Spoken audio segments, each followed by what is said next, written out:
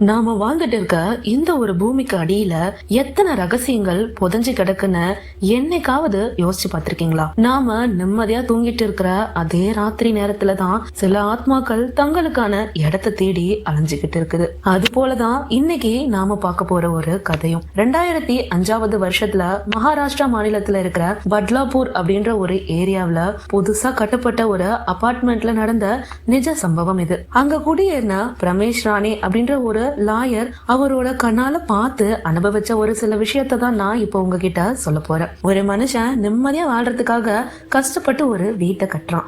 ஆனா அந்த வீடே அவனை சாகடிக்க துடிச்சா எப்படி இருக்கும்? இதை பத்தி முழுசா தெரிஞ்சுக்கணும் அப்படின்னா இந்த வீடியோவை மிஸ் பண்ணாம கடைசி வரைக்கும் பாருங்க. Welcome to movies walk. நான் உங்க ரம்யா. நம்ம சேனலுக்கு இப்பதான் ஃபர்ஸ்ட் டைம் வந்திருக்கீங்கன்னா மறக்காம சேனலை சப்ஸ்கிரைப் பண்ணிட்டு பாருங்க. 2005 பட்லாப்பூர் மெயின் ரோட்டோரமா ஒரு பிரம்மாண்டமான ஒரு பில்டிங் கட்ட ஆரம்பிக்கிறாங்க. அது பாக்குறதுக்கு அவ்வளவு ஆடம்பரமாவும் சூப்பராவும் இருக்கு. அப்பதான் அந்த ஒரு பில்டிங்க்கு 25 குடும்பத்துக்கு மேல குடியேறாங்க. ஒரு நாள் நைட்டு அங்க இருக்கிற ஒரு வீட்டுல கிரக பிரவேச பூஜை நடந்துட்டு இருக்கு. இது முடிஞ்சதுக்கு அப்புறம் எல்லாரும் சாப்பிட்டுட்டு ஜாலியா பேசிக்கிட்டு இருக்காங்க. திடீர்னு அங்க ஒரு பெரிய லைட்டு ஒரு முறை அப்படியே பல பலன்னு மின்னிட்டு அப்படியே அணைஞ்சு போகுது. அப்ப அந்த இடமே முழுசா கும் இருட்டா மாறிடுது. அப்பதான் அந்த ஒரு இடத்துல குடியேறின சுனிதா அப்படின்ற ஒரு பொண்ணு திடீர்னு பயங்கரமா அலறாங்க. எல்லாரும் டார்ச் அடிச்சு பார்த்தா சுனிதா அப்படியே நடுநடுங்கி அந்த இடத்துல உட்காந்துருக்காங்க. அப்ப அவங்க சொன்ன ஒரு விஷயம் அங்க இருக்கிற எல்லாரையுமே அதிர்ச்சியில ஆழ்த்திருது.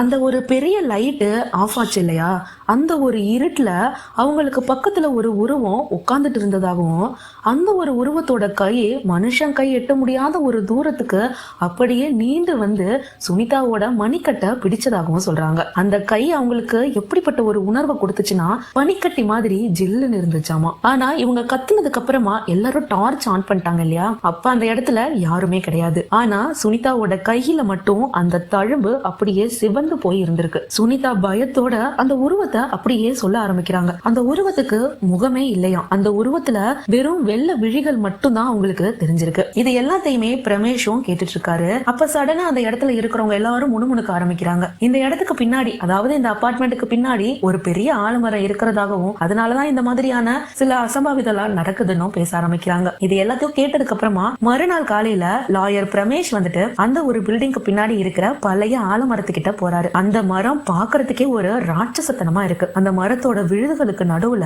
மண்ணு கொஞ்சம் போல மேடு மாதிரி தெரியுது. இத பார்த்ததுமே அவருக்கு தோண்டி பார்க்கணும்ன்ற ஒரு ஆர்வம் அவருக்குள்ள எழ ஆரம்பிக்குது. அதனால உடனே பிரமேஷும் ஒரு மண்வெட்டியை எடுத்துட்டு வந்து தோண்ட ஆரம்பிக்கிறாரு. அங்க அவருக்கு கிடைச்சதுதான் ஒரு பெரிய அதிர்ச்சி. 1 இல்ல 2 இல்ல கிட்டத்தட்ட 7 கருங்கற்கள் சிலை அந்த இடத்துல இருந்திருக்கு. ஆனா அந்த ஒரு சிலைகளுக்கு கண்ணு மூக்கு வாயின்னு சொல்லிட்டு எதுவுமே இல்ல. முகம் அப்படியே முழுன்னு இருந்திருக்கு. அதை விட ஒரு பெரிய கொடுமை என்னன்னா அந்த 7 சிலைகளும் நேரா இல்லாம தலைகீழா அந்த ஒரு மண்ணுல புதைக்கப்பட்டிருக்கு. இது மட்டும் இல்லாம அவருக்கு இன்னொரு விஷயமும் அந்த இடத்துல கிடைச்சிருக்கு. அது ஒரு துருப்பிடிச்ச பழைய தகடு. இந்த ஒரு தகட்டுல நீ இந்த இடத்துல இருக்காத, ஓடிடு அப்படின்னு எழுதியிருக்கு. இந்த எழுத்து ரொம்பவே ஆழமா அதுல செதுக்கப்பட்டிருக்கு. பிரமேஷுக்கு அப்பதான் ஒரு விஷயமே புரியுது.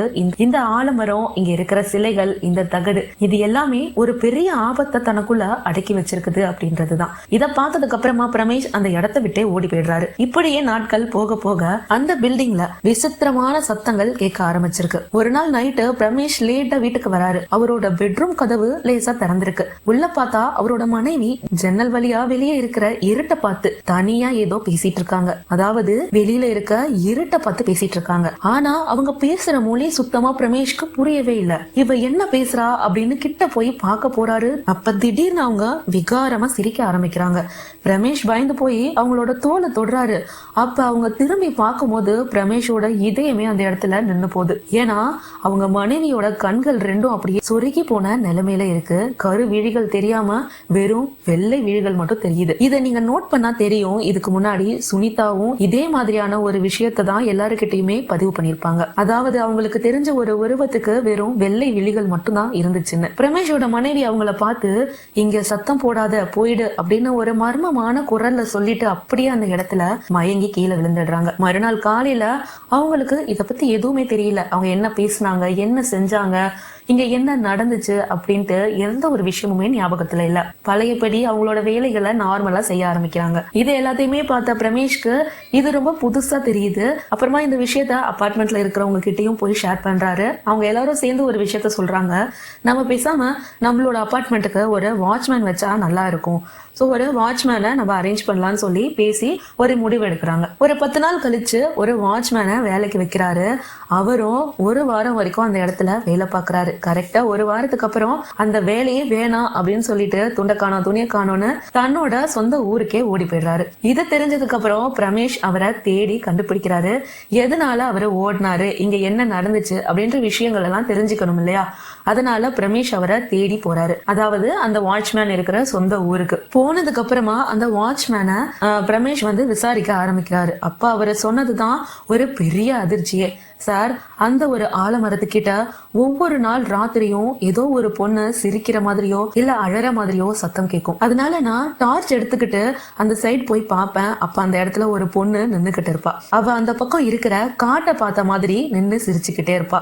கிட்ட போகும்போது அந்த உருவம் அப்படியே மறைஞ்சு போயிடும். இப்படியே ஒரு 5 நாள் ஆச்சு. 6வது நாள் தைரியத்தை வரவழைச்சுக்கிட்டு அந்த பொண்ணு கிட்டேயே நான் போயிட்டேன். ஆனா அந்த பொண்ணு அந்த இடத்துல இருந்து மறையவே இல்லை. அதுக்கு பதிலா அவ தன்னோட உடம்ப திருப்பாம அவளோட தலைய மட்டும் அப்படியே கிட்டத்தட்ட ஒரு 180 டிகிரிக்கு பின்னால திருப்பி என்னை பார்த்து சிரிச்சா ஒரு சிரிப்பு. அவ்வளவுதான் சார், அந்த இடத்துலயே நான் செத்துட்டேன். அந்த கழுத்து திரும்பும் போது அந்த சத்தம் கடன்னு எலும்பு முறிகிற மாதிரி கேட்டுச்சு. என்னை கேட்டா அது ஒரு மனுஷ பிறவியே கிடையாது, அது ஒரு பயங்கரமான சாத்தான் அப்படின்னு சொல்லி பேசிக்கிட்டு இருக்கும் போதே அவரோட உடம்பு நடுங்க ஆரம்பிச்சிருது. இதை எல்லாத்தையும் கேட்டுட்டு பிரமேஷ் அவங்களோட அபார்ட்மெண்ட்ல சொல்றாரு. சொன்னதுக்கு அப்புறமா அங்க இருக்கிற நிறைய பேர் அந்த வீட்டை காலி பண்ணிட்டு வேற ஒரு ஊருக்கு ஷிஃப்ட் ஆயிடுறாங்க. ஆனா பிரமேஷ்க்கு மட்டும் ஏதோ ஒண்ணு உறுத்திக்கிட்டே இருக்கு. ரொம்ப கஷ்டப்பட்டு வாங்கின வீடு இல்லையா, அதை விட்டுட்டு போறதுக்கும் அவருக்கு சுத்தமா மனசு கிடையாது. அதனால இத பத்தி முழுசா தெரிஞ்சுக்காம இந்த இடத்த விட்டு போக கூடாதுன்னு சொல்லிட்டு நிறைய பேர்கிட்ட இத பத்தி விசாரிக்கிறாரு. கடைசியா அவருக்கு தெரிய வந்த ஒரு விஷயம் என்னன்னா,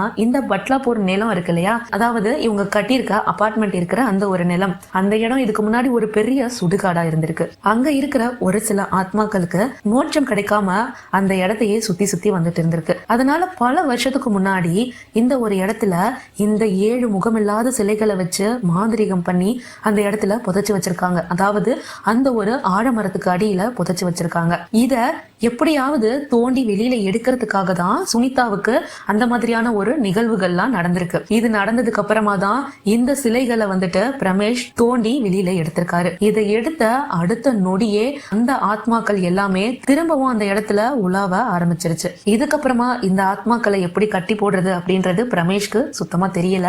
அதனால வேற வழியே இல்லாம கஷ்டப்பட்டு கட்டின அந்த வீட்டை விட்டு அவரும் வேற ஒரு இடத்துக்கு மாறி போயிடுறாரு. ஆனா இன்னும் அந்த 7 சிலைகளும் அந்த முகமில்லாத உருவமும் அந்த இடத்துலயே தான் இருக்கு. அங்க வர ஆட்களை இன்னமும் அது வேட்டையாடிக்கிட்டே தான் இருக்குதுன்னு நிறைய பேரால சொல்லப்படுது. இந்த ஒரு கதையை பத்தி நீங்க என்ன நினைக்கிறீங்க? உங்களுக்கு இந்த மாதிரி ஏதாவது ஒரு அனுபவம் இருந்துச்சுன்னா அதை மறக்காம கமெண்ட் செக்ஷன்ல சொல்லுங்க. உங்களுக்கு ஏதாவது கதை தெரிஞ்சிருந்தா அதையுமே சொல்லுங்க. அடுத்த முறை வேற ஒரு நடுக்கமூற்ற கதையோட நான் உங்களை சந்திக்கிறேன். அது வரைக்கும் ஜாக்கிரதையா இருங்க.